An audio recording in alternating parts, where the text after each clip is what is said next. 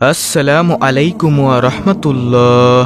সুপ্রিয় দর্শক, আজকের ভিডিওতে আমি আপনাদেরকে দুই সেজদার মাঝের একটি দোয়া শিখিয়ে দিব ইনশাআল্লাহ। প্রিয় দর্শক, দুই সেজদার মাঝে যে দোয়াটি পড়লে গুনাহ মাফ হবে এবং দরিদ্রতা দূর হবে আর মনের সব আশা পূরণ হবে এবং আল্লাহ তাআলা আপনাকে ভালোবাসবেন। প্রিয় দর্শক, খুবই গুরুত্বপূর্ণ একটি ভিডিও, তাই অনুরোধ করছি ভিডিওটি শেষ পর্যন্ত দেখার জন্য।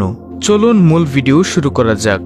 দর্শক, নামাজ মানেই আল্লাহর প্রশংসা, তাই নামাজের প্রত্যেক রুকনের দোয়া, তাসবিহ, তাহলিলের মধ্যে বান্দা আল্লাহর নৈকট্য অর্জন করতে চায়। আপনারা যতগুলো ভিডিওতে দোয়া ও জিকির ও আমলসমূহ দেখেন, এসব দোয়া ও জিকির মূলত কোরআন ও হাদিসে বর্ণিত হয়েছে। আর আজকের ভিডিওতে এই দুই সেজদার মধ্যবর্তী বৈঠকেও রয়েছে আল্লাহর তাসবিহ এবং দোয়া। হযরত ইবনে আব্বাস রাদিয়াল্লাহু তাআলা আনহু বলেন, রাসূল সাল্লাল্লাহু আলাইহি ওয়াসাল্লাম দুই সেজদার মাঝে বলতেন, আল্লাহুম্মা গফিরলি ওয়ারহামনি ওয়াহদিনি ওয়াআফিনি ওয়ারযুকনি। মুসলিম শরীফের হাদিস, মিশকাত শরীফের হাদিস। প্রিয় দর্শক, আরো মনোযোগ দিয়ে শুনুন। হযরত ইবনে আব্বাস রাদিয়াল্লাহু তাআলা আনহু বলেন, রাসূল সাল্লাল্লাহু আলাইহি ওয়াসাল্লাম দুই সেজদার মাঝে বলতেন, মানে দুই সেজদার মাঝে এই দোয়াটি বলতেন। দোয়াটি হলো, আল্লাহুম্মা গফিরলি ওয়ারহামনি ওয়াহদিনি ওয়াআফিনি ওয়ারযুকনি। মুসলিম শরীফের হাদিস, মিশকাত শরীফের হাদিস। দর্শক, ভিডিওর স্ক্রিনে আমি উচ্চারণ সহ দিয়ে দিয়েছি, আপনারা মুখস্থ করে নেবেন। এই দোয়াটির অর্থ হলো, হে আল্লাহ, আপনি আমাকে মাফ করুন, আমাকে রহম করুন, আমাকে হেদায়েত দান করুন, আমাকে শান্তি দান করুন এবং আমাকে রিজিক দান করুন। হযরত হুযায়ফা রাদিয়াল্লাহু তাআলা আনহু হতে বর্ণিত, রাসূল সাল্লাল্লাহু আলাইহি ওয়াসাল্লাম দুই সেজদার মধ্যবর্তী বৈঠকে এই দোয়াটি পড়তেন। দোয়াটি হলো, রব্বি গফিরলি রব্বি গফিরলি। ইবনে মাজাহ, আবু দাউদ শরীফের হাদিস। এর অর্থ হলো, হে আমার রব, আপনি আমাকে ক্ষমা করুন, হে আমার রব, আপনি আমাকে ক্ষমা করুন। এখানে যে গুরুত্বপূর্ণ দোয়া আছে, এই দোয়াগুলো পাঠ করার সর্বোত্তম সময় হলো দুই সেজদার মাঝখানের বৈঠকে। অর্থাৎ দুই সেজদার মাঝখানের বৈঠকে যখন আপনারা বসবেন, তখন এই দুইটি দোয়ার মধ্য থেকে যে কোনো একটি পড়তে পারেন। আমরা দিনে রাতে কম করে হলেও 32 রাকাত সালাত আদায় করি। আমরা যদি দুই সেজদার মাঝখানে এই দোয়াটি পড়ি, তবে দিনে রাতে 32 বার এই দোয়া পাঠ করা হবে। কথাগুলোর প্রতি আপনি লক্ষ্য করুন, কি অসাধারণ কথা, কি অসাধারণ আমল। যে আমলের মধ্যে আপনি আল্লাহকে বলছেন, আপনি বলছেন, হে আল্লাহ, আমাকে ক্ষমা করুন, হে আল্লাহ, আমাকে রহম করুন, হে আল্লাহ, আমাকে হেদায়েত দান করুন, হে আল্লাহ, আমাকে রিজিক দান করুন, হে আল্লাহ, আমাকে সুস্থতা দান করুন। প্রতিদিন কম করে 32 বার আপনি আল্লাহকে বলছেন, হে আল্লাহ, আমাকে ক্ষমা করুন, আমাকে রহম করুন, আমাকে হেদায়েত দান করুন, আমাকে রিজিক দান করুন, আমাকে সুস্থতা দান করুন।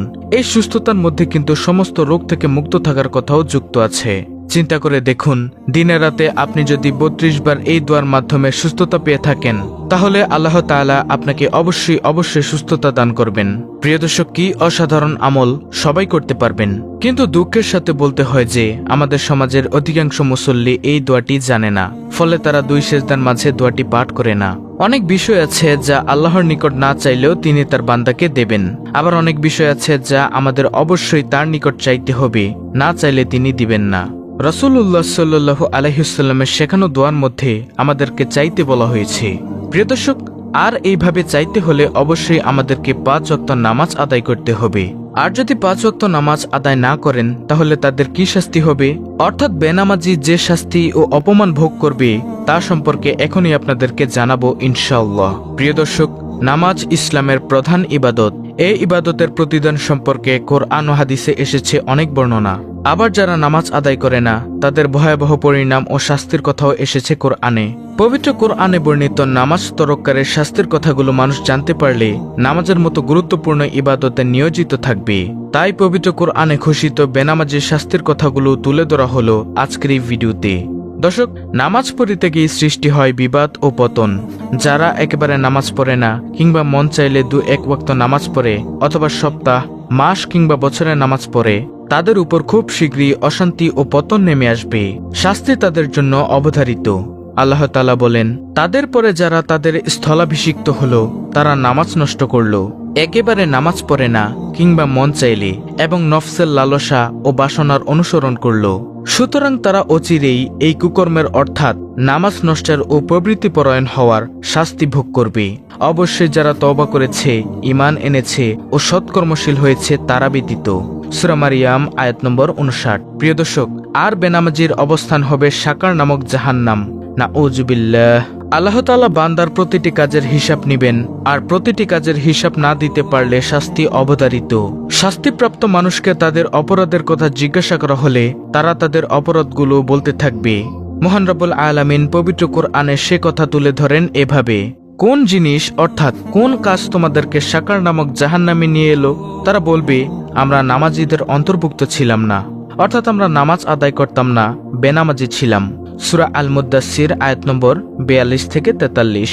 প্রিয় দর্শক, যথাযথভাবে নামাজ না পড়ার শাস্তি হলো যারা মোটেও নামাজ পড়ে না বা পড়লেও অবহেলা করে, আবার কোনো কোনো সময় নামাজ পড়ে আবার নামাজে দেরি করে, এমনকি নামাজে বিনয় ও নম্রতা না থাকলেও তা যথাযথভাবে আদায় বলে বিবেচিত হয় না। আল্লাহ তাআলা বলেন, সুতরাং দুর্ভোগ ওয়াইল নামক জাহান্নামের কঠিন শাস্তি সেসব নামাজ আদায়কারীদের জন্য যারা তাদের নামাজ সম্পর্কে উদাসীন। সূরা মাউন আয়াত নম্বর 4 থেকে 5।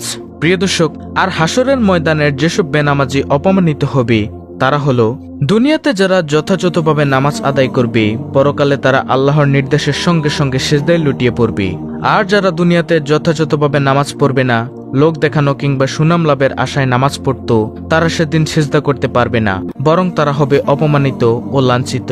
আল্লাহ তাআলা বলেন, স্মরণ করো সেই চরম সংকটময় কিয়ামত দিবসের কথা, যেই দিনে তাদেরকে আহ্বান করা হবে সিজদা করার জন্য, কিন্তু তারা তা করতে সক্ষম হবে না।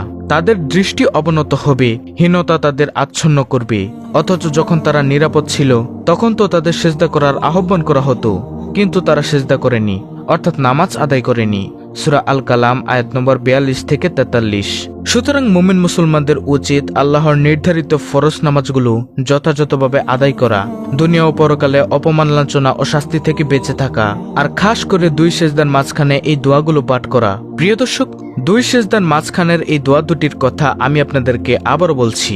হযরত ইবনে আব্বাস রাদিয়াল্লাহু তাআলা আনহু বলেন, রাসূল সাল্লাল্লাহু আলাইহি ওয়াসাল্লাম 2 সেজদার মাঝে বলতেন, মানে 2 সেজদার মাঝে এই দোয়াটি বলতেন। দোয়াটি হলো, আল্লাহুম্মা গফিরলি ওয়ারহামনি ওয়াহদিনি ওয়াআফিনি ওয়ারযুকনি।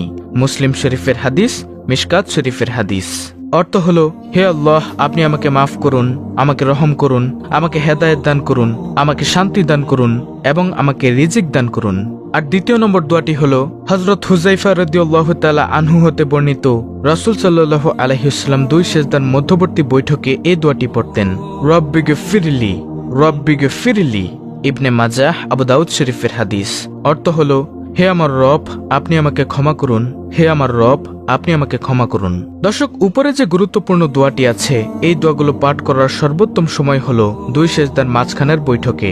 তাহলে আসুন আমরা এই দোয়াটি যথানিয়মে, যথাস্থানে এবং যথাসময়ে পাঠ করি এবং অশেষ ফজিলত অর্জন করি। তো এই ছিল আজকের ভিডিওটি ভালো লাগলে অবশ্যই চ্যানেলটিকে সাবস্ক্রাইব করে বেল বাটন অল বাজিয়ে দিবেন, ভিডিওটিতে একটি লাইক দিবেন এবং কমেন্টে আমিন লিখবেন এবং অন্য মুসলিম ভাই বোনদের কাছে ভিডিওটি শেয়ার করে দিবেন যেন তারাও দেখে শিখে আমলটি করতে পারে।